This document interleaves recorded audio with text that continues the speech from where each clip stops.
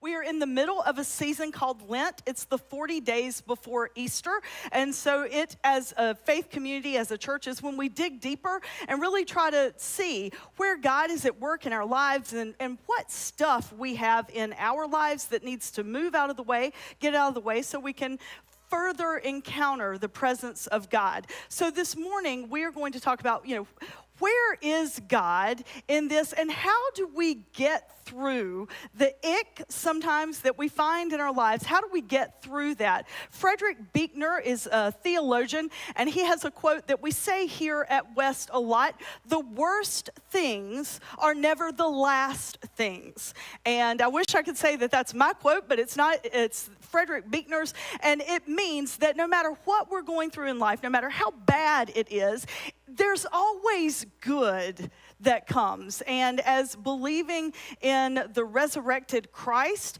and knowing that our spirits live on long after our life here on this earth is done, we do believe that the worst things, even death, are not the last things. Take a look at this quote by George MacDonald. To follow him being Jesus, is to be learning of him, to think his thoughts, to use his judgments, to see things as he saw them, to feel things as he felt them, to be hearted, souled, minded as he was, so that we may also be of the same mind with the Father. I want you guys to leave that up on the screen for just a minute. To be hearted, so to feel things with the heart of God, to be souled, to feel things with the passion and the love of God, and minded to think things. They say in the Shack, it's a head knowledge and a heart knowledge. Sometimes our head knowledge gets in the way, but you know what? Sometimes our heart knowledge gets in the way too, especially when we find that we are feeling all the ick and the negative things.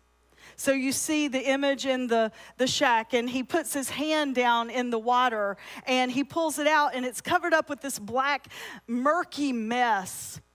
And you hear the voice of Jesus say to him, that's you, that's just in your mind. So many times we let that negative stuff just cloud us and make us be engulfed in that great sadness. But we are told that we have this beautiful, beautiful spirit that lives in each of us. That voice of Christ that says, keep your eyes on me. And if you do, I promise, the worst things are never the last things.